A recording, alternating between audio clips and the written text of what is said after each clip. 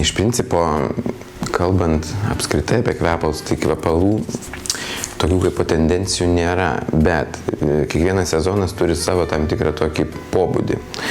Ir tarkim, vasarą, pavasarį, kai oras jau sušyla, reikėtų ne taip intensyviai kvepintis ir kvepintis tuo, kas sukelia tam tikrą tokį, mano toks patarimas būtų, kas sukelia gaivos pojūtį.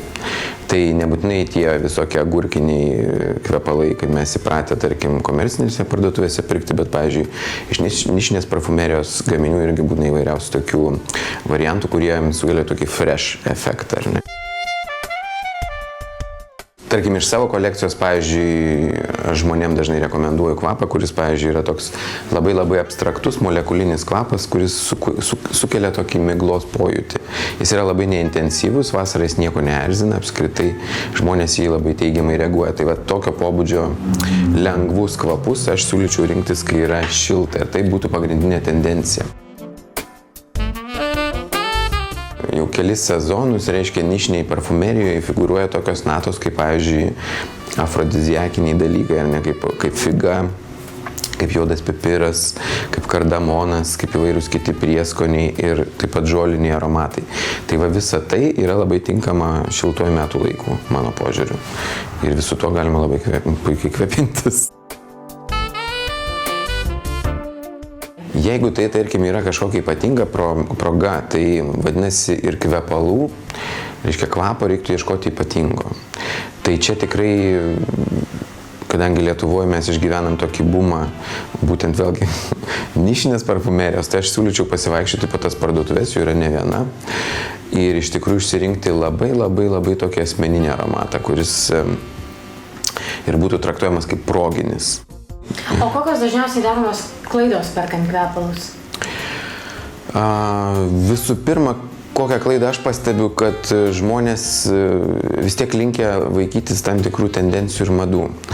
Ir traktuoja kvepalus kaip tam tikrą tokį mados reikalą, nors tuo tarpu kvepalai yra daugiau negu mados reikalas. Kvepalai, jie nepavaldus kartais mados visai šitai industrijai ir jos taisyklėm, ir reiktų vis dėlto rinktis aromatą, kuris labai asmeniškai jūs atspindėtų. Nes nieko nėra blogiau, kai eini gatve ir kas antras žmogus kvepia vienodai. Man taip yra atsitikę, pavyzdžiui, Grenobliui vienąsyk su teatro gastrolėm viešėjau ir buvo pasirodęs kaip tik, reiškia, Žano Polio Gaultier kvapas L'Eau Mali. Ir kas antras vyras kvepėjo tuo L'Eau Mali, aš galvoju, Dieve mano, Prancūzijoje sukūrėma šitiek milijonų aromatų, reiškia, žmonės negali, reiškia, nuo reklamos pabėgti, negali pabėgti nuo bandos jausmo. Labai svarbu yra sezoniškumas.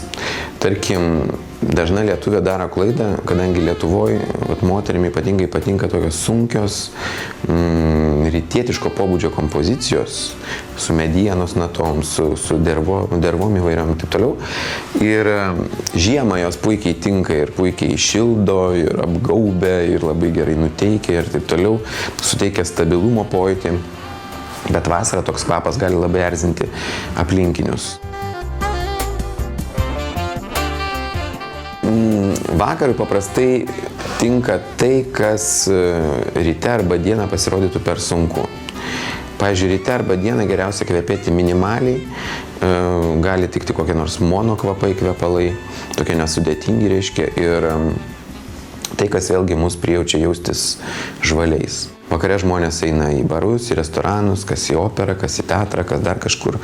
Ir čia galima jau šiek tiek gausiau pasipuošti ir būtent tai sunkesniais, įdomesniais, reiškia, sudėtingesniais kvapais.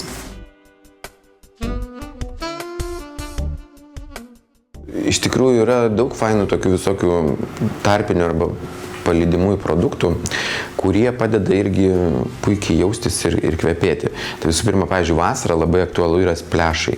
Splešas tai yra net ne losjonas, tai yra toks lengvas kvepiantis vanduo.